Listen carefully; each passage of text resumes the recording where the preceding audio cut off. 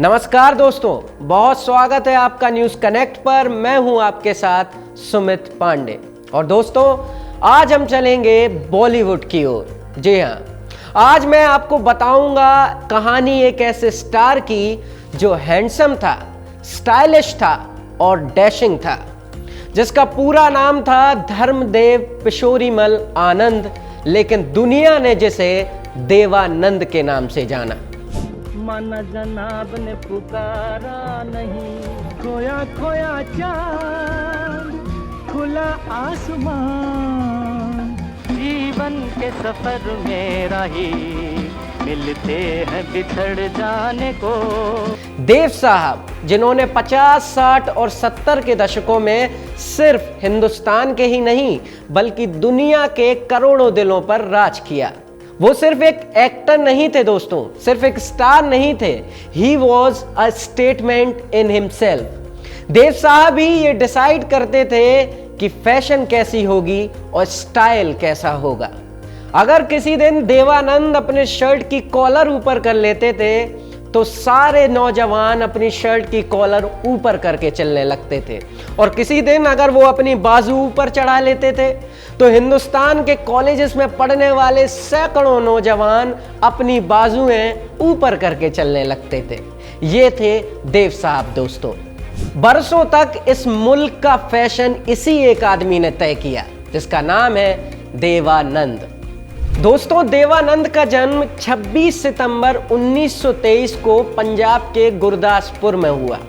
देवानंद के पिताजी एक वकील थे। देवानंद खुद पढ़ाई में बहुत तेज थे दोस्तों, और उनके घर वाले उन्हें प्यार से देव कहकर बुलाते थे।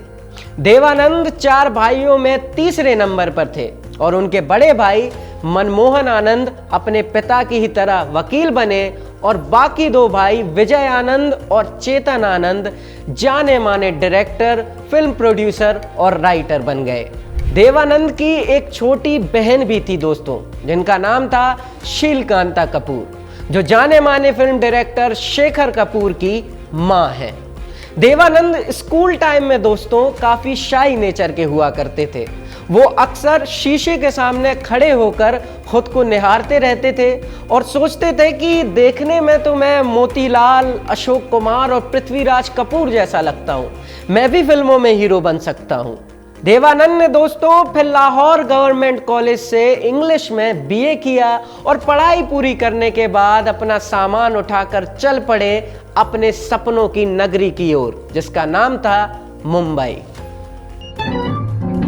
हम है राही प्यार के, हमसे कुछ न बोलिए, हम है राही प्यार के, हमसे कुछ न बोलिए, जो भी प्यार से मिला हम उसी के होली। देवानंद जब मुंबई सेंट्रल पहुंचे तो उनके बड़े भाई चेतन आनंद उनको रिसीव करने आए। उन्हें रिसीव करके देवानंद को वो अपने दोस्त के घर ले गए और देवानंद को वहीं ठहरा दिया।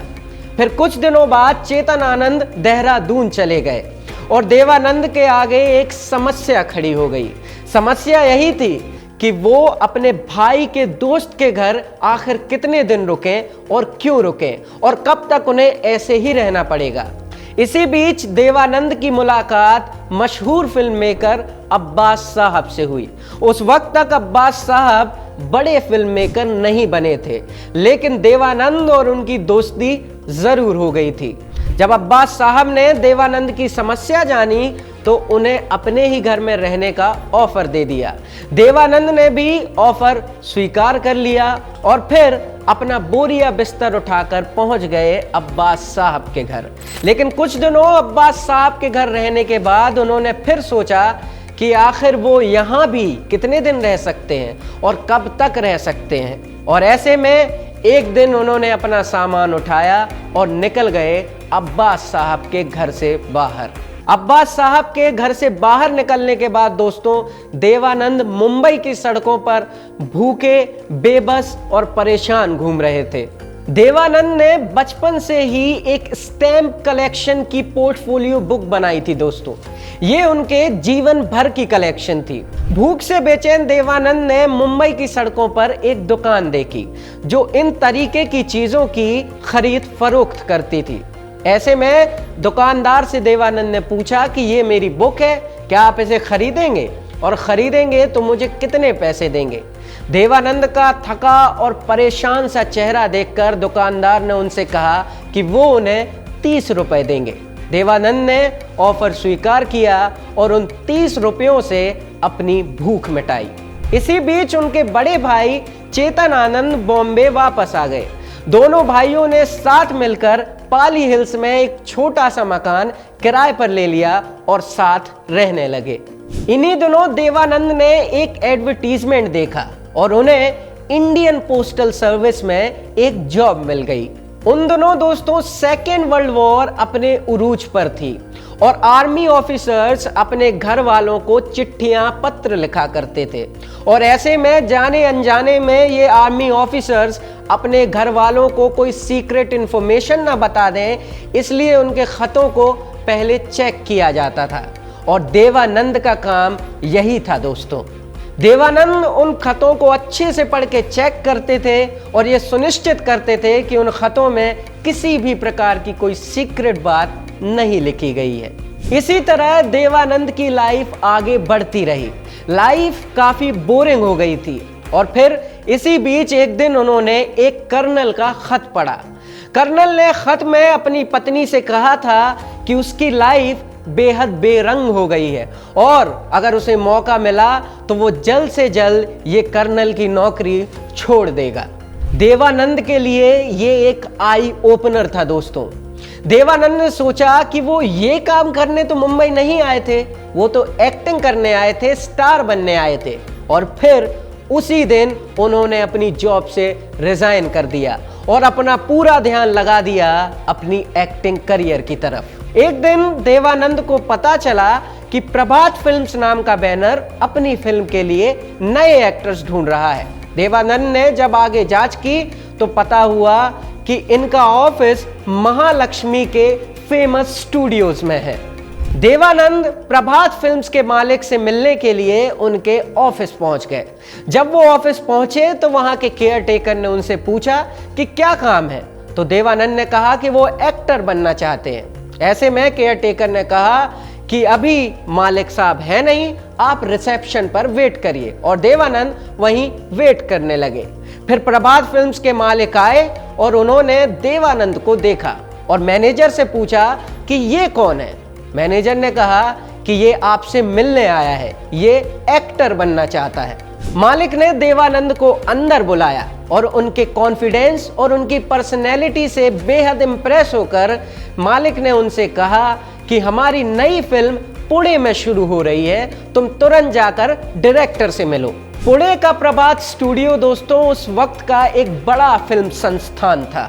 पुणे पहुंचने के बाद देवानंद की मुलाकात फिल्म के डायरेक्टर पीएल संतोषी से हुई।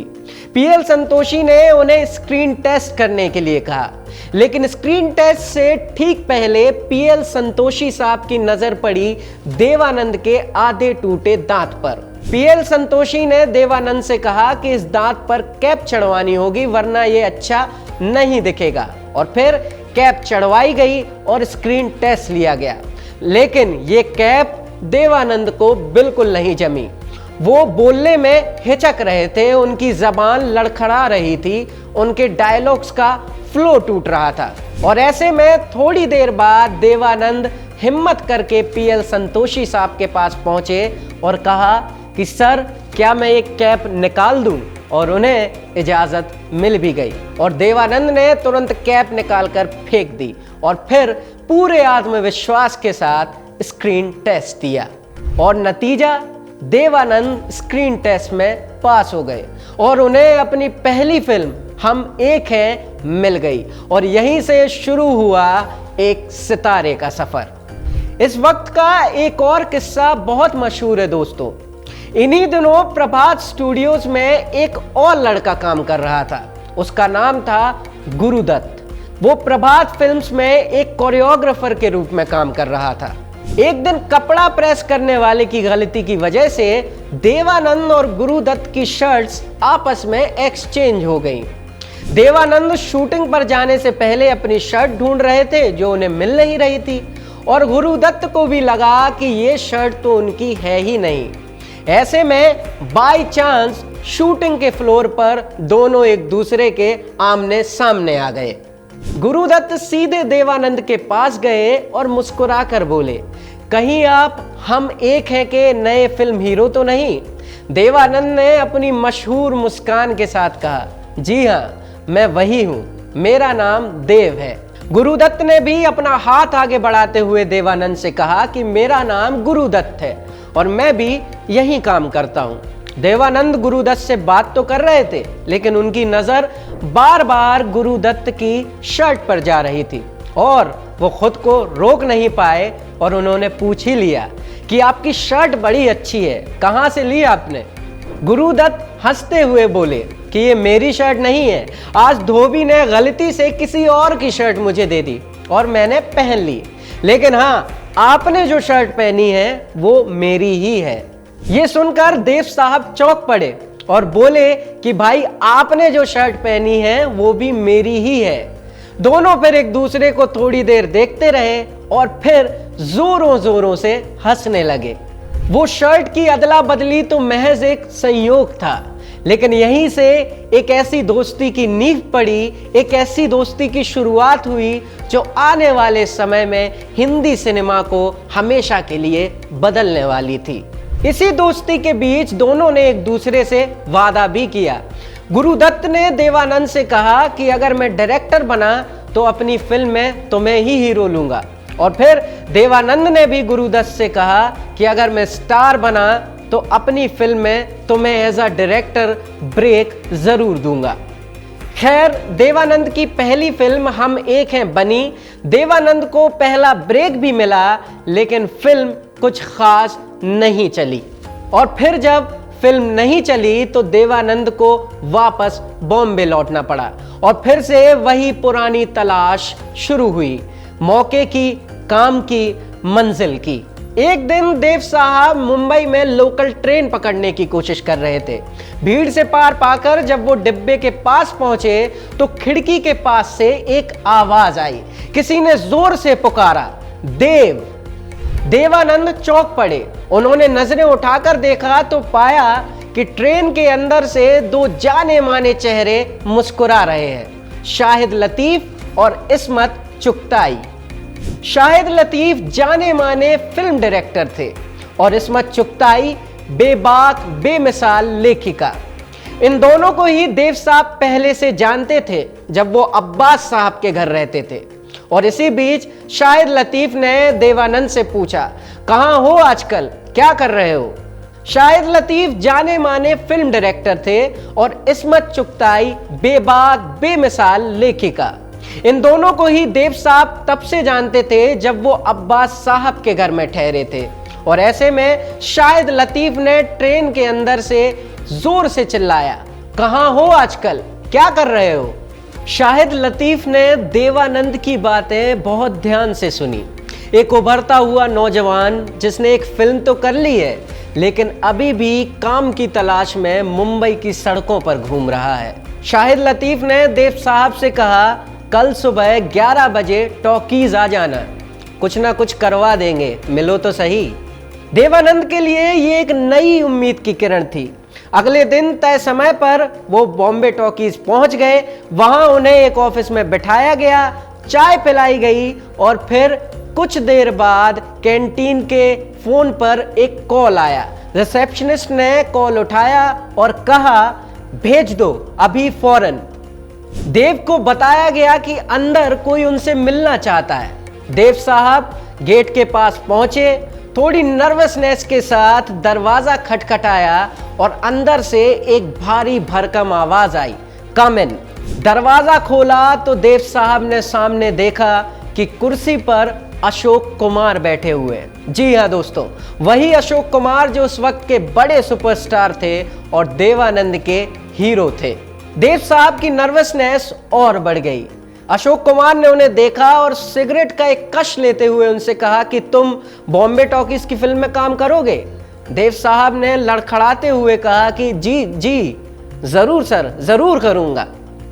और यहीं देवानंद को उनकी अगली फिल्म मिल गई, वहीं कॉन्ट्रैक्ट साइन भी हो गया। लाहौर के एक जुबली फंक्शन में देव साहब ने अशोक कुमार के साथ हाथ मिलाने की कोशिश की थी, लेकिन मिला नहीं पाए थे और अब उन्हीं अशोक कुमार की फिल्म में उन्हें काम मिलने वाला था। वो बराबरी के साथ अशोक कुमार के साथ काम करने वाले थे और फिर यहीं से देवानंद के करियर ने रफ्तार पकड़ ली और फिर देव साहब ने कभी मुड़कर नहीं देखा। इन्हीं दिनों देवानंद को उस वक्त की बड़ी सुपरस्टार सुरैया से मोहब्बत हो गई। दोनों ने साथ मिलकर विद्या, शायर और अफसर जैसी कई मशहूर फिल्में की। एक दृश्य की शूटिंग के दौरान जब सुरैया की नाव डगमगाई और वो डूबने लगी तो देवानंद ने उन्हें डूबने से भी बचाया। वो भले ही बस एक शूटिंग का सीन था, लेकिन सुरैया के लिए वो पल उनकी जिंदगी का सबसे भावुक और सच्चा पल बन गया। सुरैया देवानंद को पसंद करने लगी और देव साहब भी उन्हें दिल की गहराइयों से चाहते थे। देव साहब ने उनके सामने विवाह का प्रस्ताव रखा, लेकिन सुरैया की नानी इस रिश्ते के सख्त खिलाफ थी और फिर ये कहानी अधूरी रह गई। लेकिन देवानंद ने कभी इस दर्द को दुनिया के सामने जाहिर नहीं किया। मैं जिंदगी का साथ निभाता चला गया, हर फिक्र को धुएं में उड़ाता चला गया। उन्होंने इस टूटी हुई मोहब्बत का दर्द अपने स्टाइल और अपनी मुस्कान के पीछे छुपा लिया और वो दुनिया के सामने हमेशा देव साहब ही रहे। लेकिन फिर भी उनके दिल में एक सॉफ्ट कॉर्नर हमेशा रहा। सुरैया के लिए उनके दिल में एक जगह हमेशा रही। सुरैया से बिछड़ना देव साहब की जिंदगी का सबसे भावनात्मक मोड़ था, लेकिन वो टूटे नहीं, बल्कि इस अधूरे रिश्ते को उन्होंने अपनी ताकत बना लिया। उन्होंने ठान लिया कि अब जीवन का उद्देश्य कुछ बड़ा करना है। इसी जुनून के साथ फिर उन्होंने अपने दोनों भाइयों चेतन आनंद और विजय आनंद के साथ मिलकर एक प्रोडक्शन कंपनी खोली। कंपनी का नाम था नवकेतन फिल्म्स। ये सिर्फ एक बैनर नहीं था, ये 3 कलाकार भाइयों का सपना था। सपना था कि हमें ऐसी फिल्में बनानी है जो आने वाले दशकों के लिए हिंदी सिनेमा की दिशा को ही बदल दें। नवकेतन फिल्म्स के बैनर से पहली फिल्म आई अफसर, जो 1950 में आई। फिल्म में थे देवानंद और सुरैया, दोनों एक बार फिर से साथ नजर आए। फिल्म का संगीत भी मधुर था, लेकिन फिल्म बॉक्स ऑफिस पर ठीक ठाक ही चली। देव साहब थोड़े निराश हुए, लेकिन रुकना तो देवानंद ने कभी सीखा ही नहीं था। और फिर 1951 में आई वो फिल्म जिन्होंने देव साहब को एक नई पहचान दे दी। फिल्म का नाम था बाजी।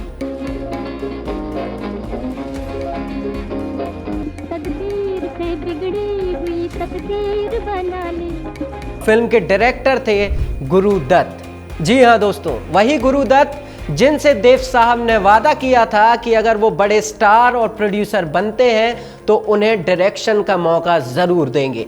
देव साहब ने वो वादा निभाया और गुरु दत्त ने बाजी को हिंदी सिनेमा के इतिहास की पहली असली क्राइम थ्रिलर बना दी। तेज रफ्तार कहानी, धुएं में जलते क्लब, अंधेरे में जलती आंखें और वो संवाद, इन सभी चीजों ने दर्शकों का दिल मोह लिया। बाजी ने हिंदी सिनेमा की भाषा ही बदल कर रख दी।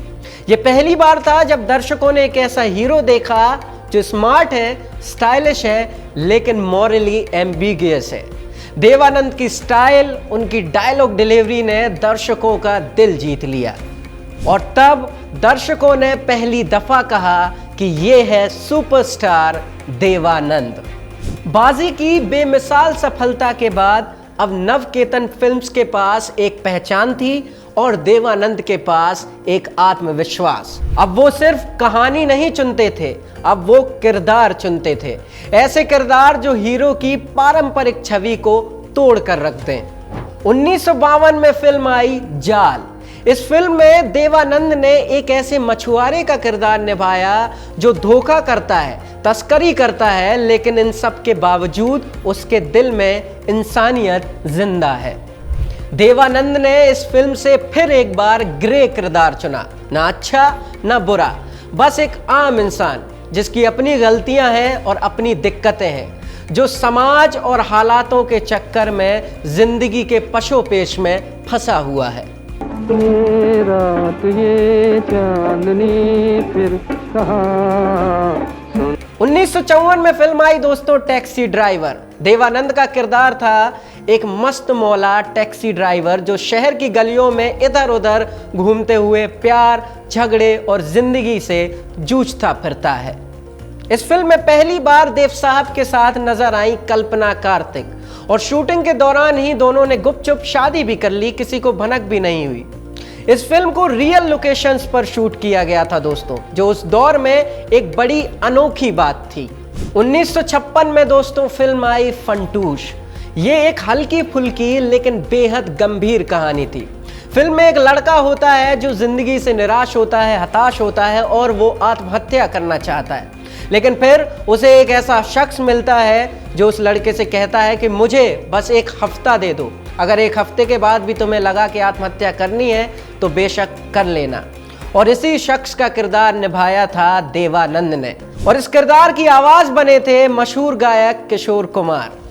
इस फिल्म का एक गाना है जो आज भी रेट्रो ट्रैवलर्स की लिस्ट पर होता है, दुखी मन मेरे सुन मेरा कहना। दुखी मन मेरे सुन मेरा कहना। देवानंद और किशोर कुमार की जोड़ी पहली बार दर्शकों के सामने आई और इस कदर उनके दिल में उतरी कि कभी बाहर ही नहीं निकल पाई। देवानंद बस अब एक चेहरा नहीं थे दोस्तों, वो एक स्टाइल आइकॉन बन गए थे। उनकी चाल थोड़ी झुककर, हाथ जेब में, गर्दन एक तरफ टेढ़ी।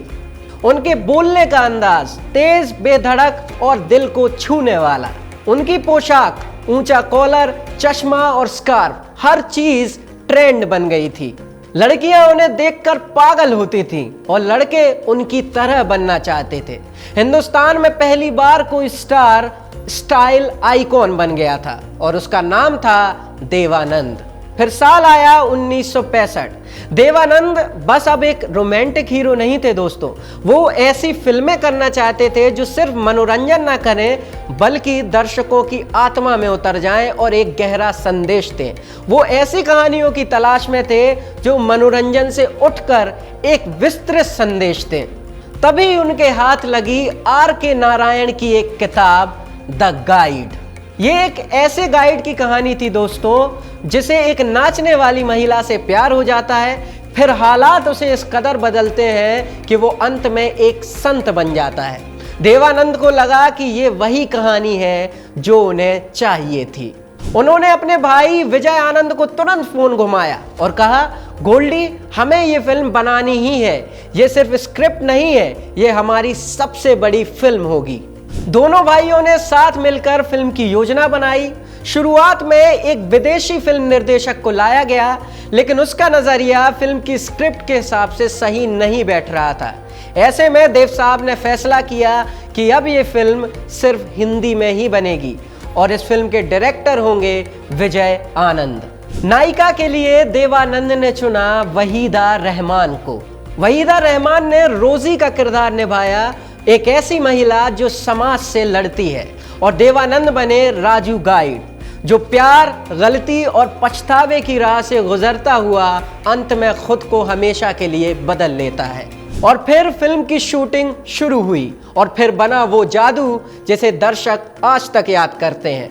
संगीत SD वर्मन का, गीत शैलेंद्र के और निर्देशन विजय आनंद का। इन सब के साथ देवानंद और वहीदा रहमान ने गाइड को हिंदी सिनेमा की एक अमर कहानी बना दिया। क्या से क्या हो गया। गाइड के बाद देवानंद फिर कुछ अलग करना चाहते थे। वो एक ऐसी कहानी के तलाश में थे जो समाज की दिशा को बदले, समाज को एक संदेश दे और जो युवाओं से जुड़ी हो।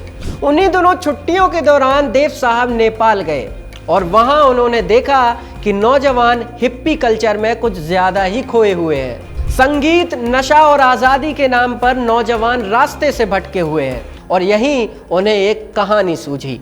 एक भाई अपनी खोई हुई बहन को ढूंढने काठमांडू आता है और जब उसे वो बहन मिलती है तो वो पाता है कि उसकी बहन अब एक हिप्पी बन चुकी है। और यहीं से फिल्म बनी हरे रामा हरे कृष्णा। देवानंद को इस किरदार के लिए एक दमदार लड़की चाहिए थी जो ग्लैमरस भी हो और दिल से टूटी हुई भी हो। तमाम एक्ट्रेसेस ने देव साहब की बहन बनने से इनकार कर दिया था। वो देव साहब को एक रोमांटिक हीरो के तौर पर देखती थी। ऐसे में उनकी बहन बनना उन एक्ट्रेसेस ने सही नहीं समझा। देव साहब काफी परेशान घूम रहे थे और तभी एक दिन उन्हें पार्टी में दिखी जीनत अमान। और जीनत अमान का ग्लैमर देखकर, उनकी अदायगी देखकर और उनकी बेतकल्लुफी देखकर देव साहब को लगा कि यही वो लड़की है जो उन्हें अपनी फिल्म हरे रामा हरे कृष्णा में बहन के किरदार के लिए चाहिए। फिल्म में संगीत दिया R.D. बर्मन ने और फिर आया वो गाना दम मारो दम।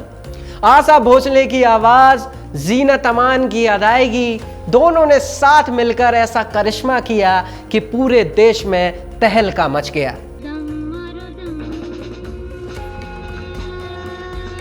हरे रामा हरे कृष्णा जब रिलीज हुई तो लोगों ने एक बार फिर से कहा कि देवानंद छा गए।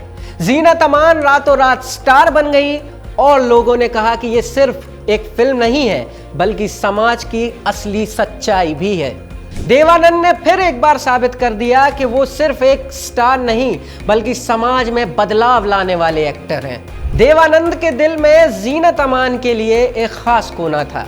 उन्होंने अपनी आत्मकथा में भी लिखा कि उनके दिल में जीनत अमान के लिए सिर्फ एक तरफा मोहब्बत नहीं थी बल्कि एक सच्चा जुड़ाव था। उन्होंने कहा कि वो जीनत अमान को एक इंसान के रूप में बेहद पसंद करते थे।